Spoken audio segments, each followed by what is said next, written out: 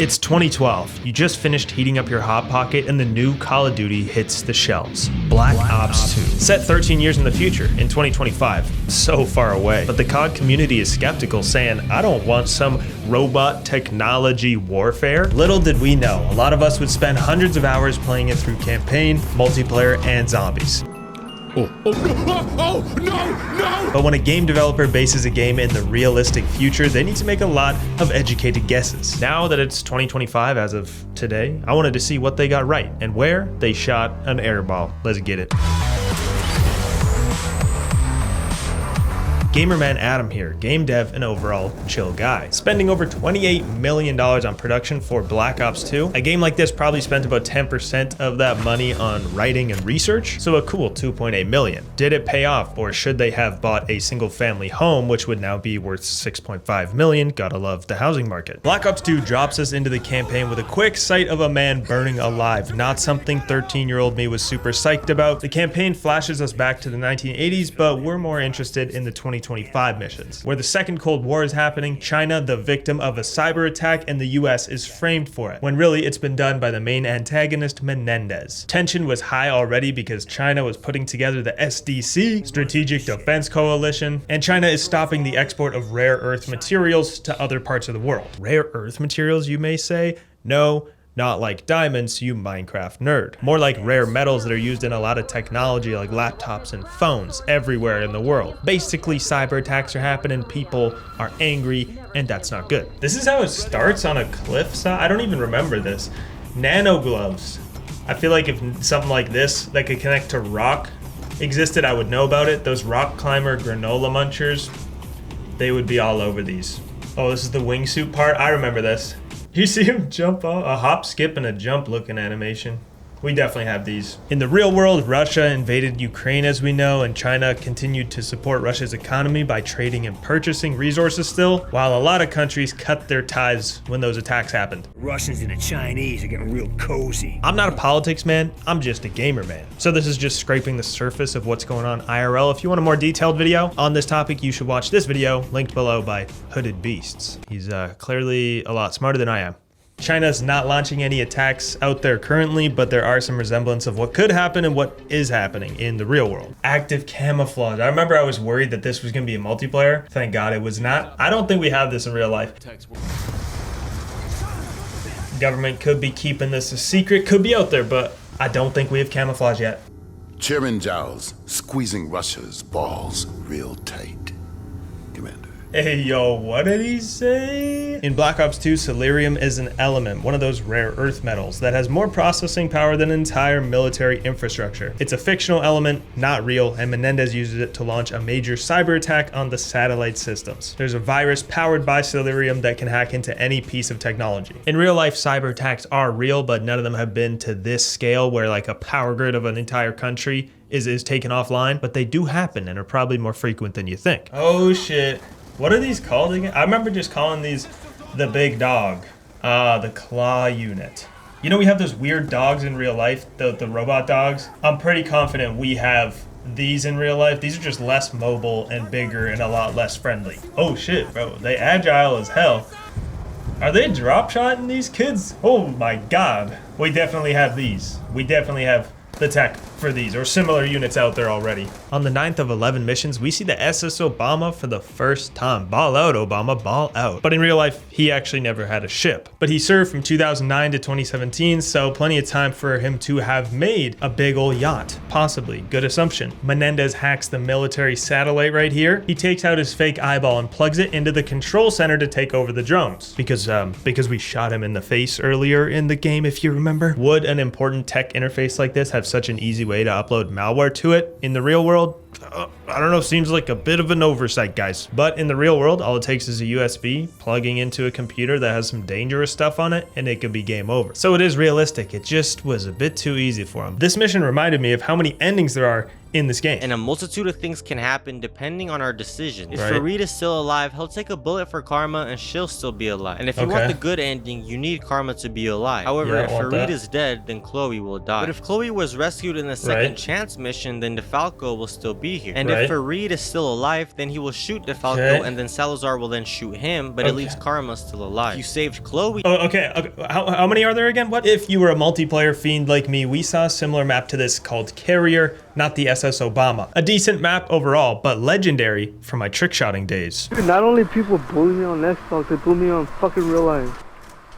IRL. Oh my god! Some people probably wonder if Obama's president in the game because of the ship, but the president is Marion Bosworth, a fictional president, which a lot of people have drawn comparisons to Hillary Clinton for her political stance, cadence of speaking, and her fashion choices. Slay, queen. In the early 2010s, writers of shows and movies loved the storyline of social media taking over the world. And this is one of those narratives, but it's done in a pretty realistic way. To spread his narrative, Menendez is shown using YouTube and Twitter to connect with his audience, preaching against the evil governments and making people think he is fighting for them, for their freedom, when he really might just kill everyone if he gets his way. But the public, they're blinded by his branding. Freedom, you know what I'm saying? He has over 2 billion followers in game, which is almost as many as I have, and also extremely far from the follower count of the most famous people. I'm looking at the list, extremely far off. Unrealistic, but I guess that's what it takes to throw over the world. They've got a hell of a disappointment coming. That's all I can say.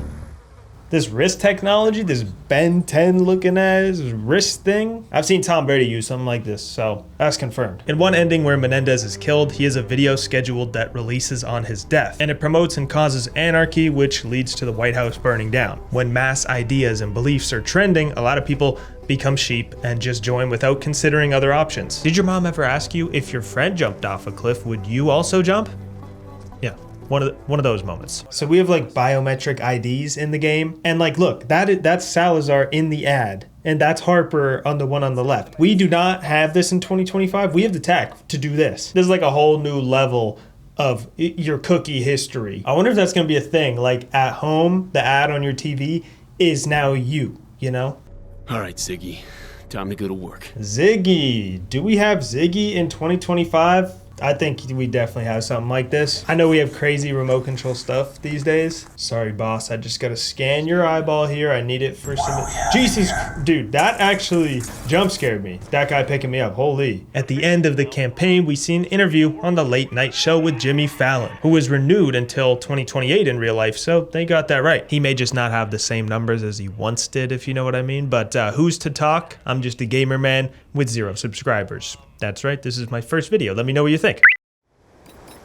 Team Deathmatch. Into the multiplayer of Black Ops 2, where I spent most of my time. As a former 3D prop and environment artist, I know a lot of what goes into creating a cohesive map. It gets complicated when you have multiple people working on the same map or same area, because this prop sitting beside this prop could be made by 2 different people. And so even though they have different styles, they need to make everything match. That's a challenge, and it's also paired with, did they remember to make props for the future? I better not see any landline telephones, you know what I mean? Did they keep that all in mind? Well, I found a few places where it doesn't add up. On Hijacked, where vodka is the drink of choice, I thought it was kind of odd that the treadmills were in the ground. And maybe it's because I'm not in a high enough tax bracket in real life to have seen these treadmills in the ground, but I think they thought this was a possibility of future design. But either way, I think it would lead to some injuries if you fell off the back there. Beside the treadmills is this water station, and I don't see a lot of water stations like this these days. Usually now they have the ones where you can put your water, okay, sorry, I'll stop running.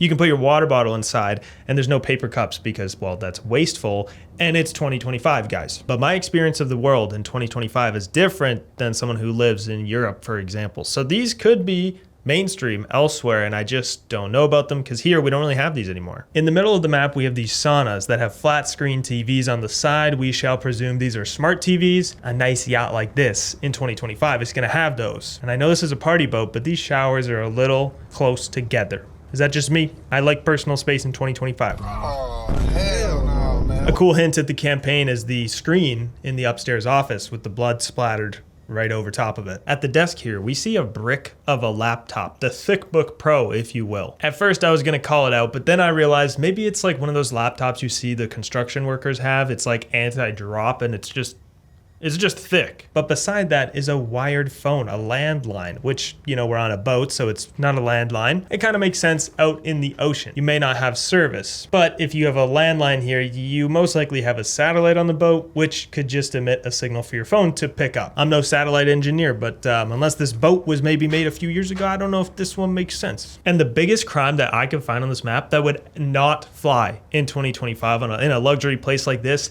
is the popcorn ceilings. As if, guys, that is a crime and it would not be okay. The bridge of the boat, it looks pretty realistic, but I will say the steering wheel is oddly low. It's not very ergonomic, and ergonomic, that's a trending word in 2025 most likely. So I'd like to think it'd be in a better spot.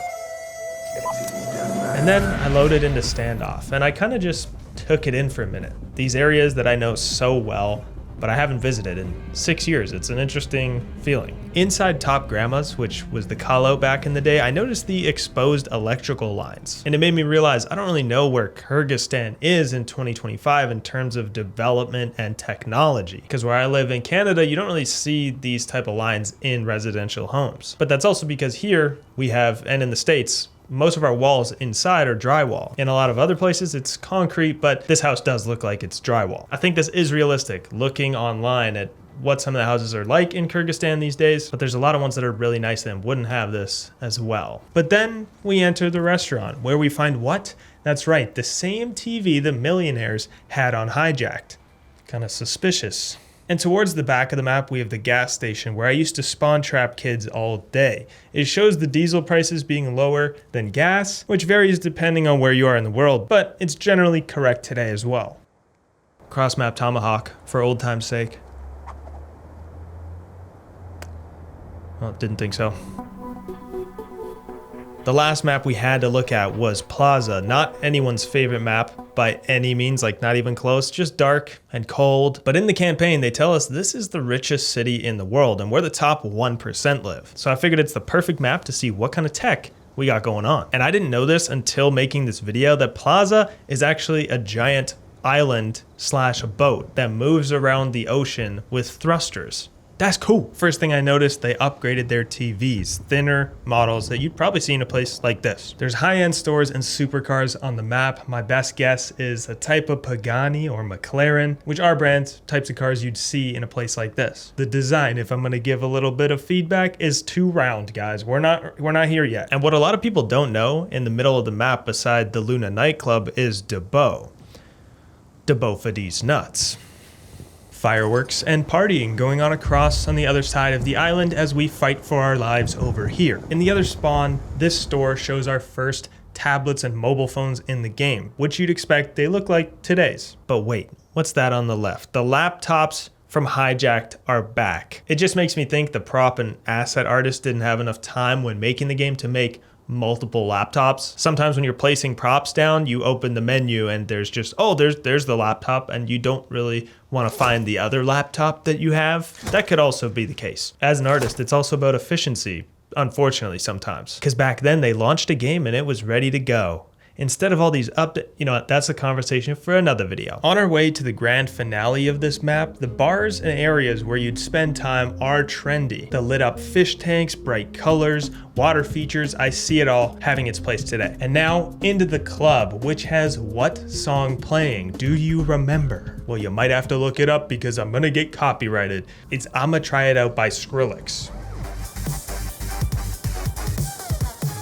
And it would be impossible for the developers to choose a song that would be trendy today still, but I feel like they went with electronic music thinking it was gonna be the future of music, at least for a place like a club. This song brings me back to like riding the school bus at 8 a.m. with my headphones on, just thinking I was a menace to society. It's safe to say that Skrillex is not really what we hear in the club these days. Electronic music, it comes and goes, but not really the primary choice or things the DJ plays when people are, you know, trying to dance. This is a futuristic map in terms of setting, but in the grand scheme, the level designers and artists played it safe when it came to innovating with new ideas or props in Black Ops 2 maps. What else is weird is that on these counters, I literally see no cocaine. Next in multiplayer were the score streaks.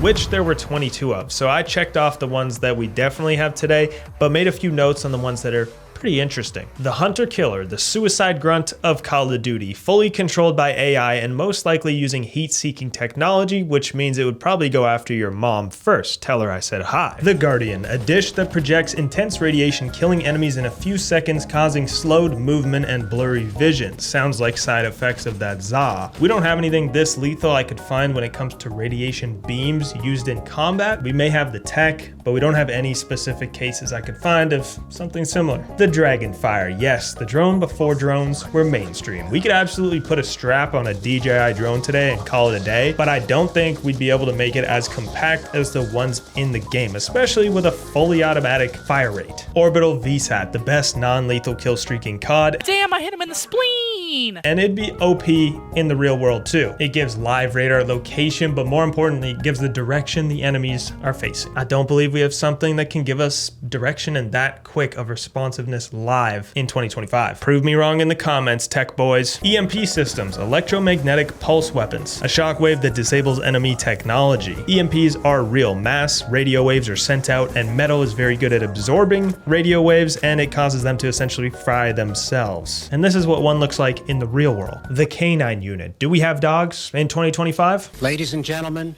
we got them. I'll be honest, since I'm from Canada, the closest I've come to being strapped up is playing paintball at my cousin's birthday party. Going off timelines of what guns are used when, BO2 seems to align with the information I can find doing research, although some guns use other names and some are entirely made up or inspired by other weapons. For example, the E10.